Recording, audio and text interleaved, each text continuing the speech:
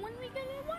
It was so jaw-dropping when I first saw Star Wars. It had such an impact on me.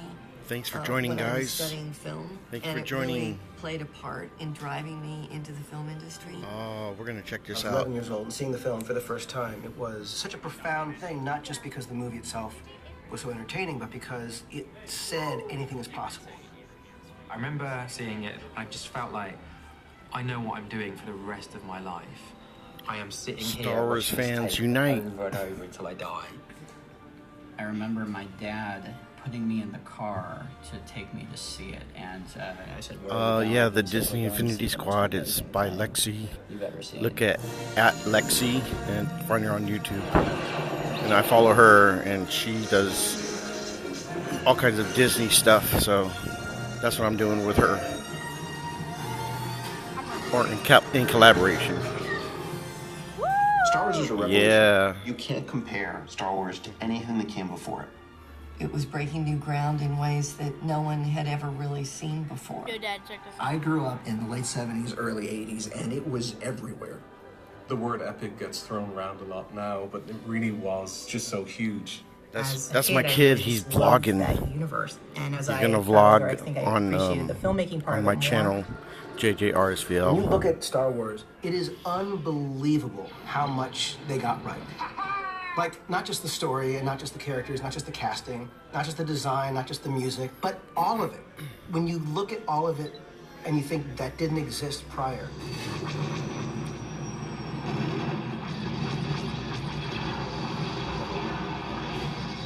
It is this strange combination of huge, massive world creation spectacle and really intimate psychological character stories. What George hit upon was this kind of fun, exciting, adventure, self-empowerment kind of storytelling.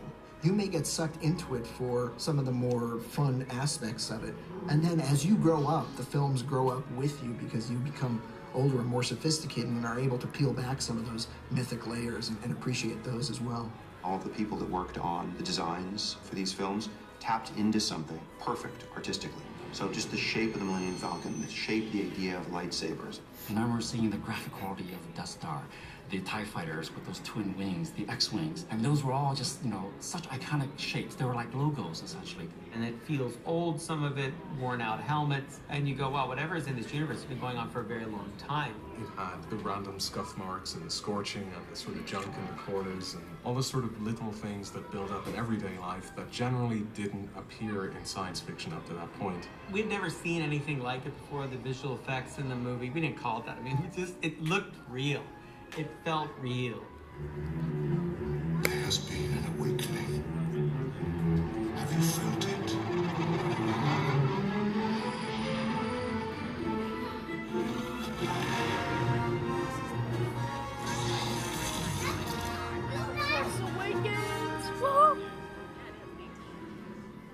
To me, what was so exciting about The Force Awakens was that feeling of this brand new adventure, this brand new story that would be a bridge between what we know and who we know and everything that comes next. Certainly for all young kids, they either wanted to be Luke Skywalker or they saw themselves as Han Solo. And I think that was a part of our challenge, was how are we going to bring new characters into this series that had that same kind of power. Oh, yeah.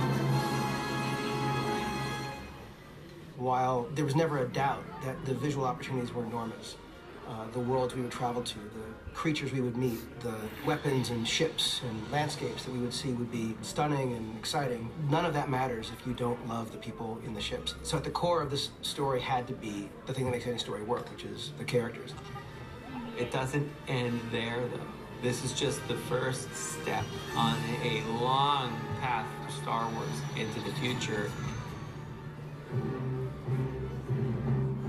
The Star Wars stories as individual standalone films give us the opportunity to explore This is some cool new behind the territory. scenes. I would Some of them will imagine be you'd see grounded in this on things the that are familiar. DVD Rogue One or the is an Blu-ray. event that's referenced in the crawl of Episode 4, the theft of the Death Star plans. What I love is that we are able to diversify Star Wars storytelling, explore some different genres, and yet stay inside the sort of larger galaxy of Star Wars that we all I think I recognize. just saw Donnie There's Yen in there. so much story He's that we're from telling It Man, across multiple the movies, series. across different I love that. television shows, I love that across all kinds series. of different media. We're tasked with developing those stories and making sure Disney they're Infinity, cohesive, that they baby. connect. One of the things we always ask ourselves in the story group is, what's the best format for a story to be told? Is it a movie?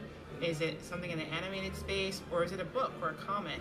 Working on story and helping to guide those filmmakers and looking for ways in which we can push technology. That's what keeps it exciting and new and relevant. And what better way to do that than inside the Star Wars universe? It is like some sort of, I was going to say it's kind of like a renaissance here, but it's not even that because we were never even doing this before. This is turning out a movie a year.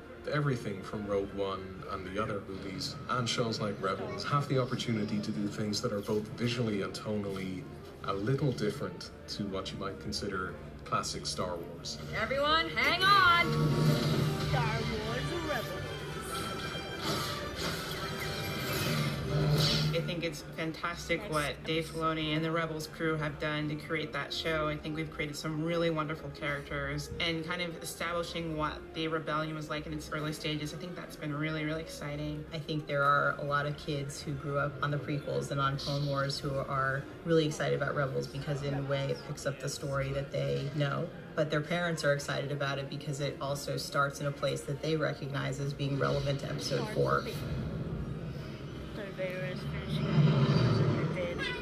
I think to this day, Star Wars still represents this amazing universe. A place that only exists in the movies or in your imagination, but soon we're going to be building it in a physical way, a tangible way in our theme parks. You're going to be able to walk inside these environments. You'll be on a planet. You'll be hurtling through space. It will be very, very immersive.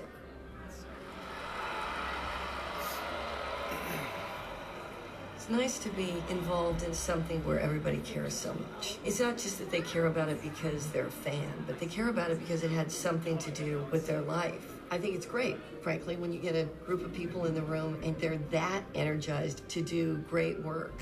We've found a lot of really wonderful, talented writers and filmmakers who are excited to work on Star Wars, who grew up with Star Wars, who love it. The very first kind of movies that I and a lot of the people in my generation were making in our heads as kids was in that world of Star Wars. I don't think I'm lying when I say Star Wars means the world to me. I just really wish someone had told me when I was 4 that I was going to get to make a Star Wars film, because I would have spent the last 36 years planning it. It doesn't matter what age you are or where you grew up, there's something about Star Wars that you can connect with.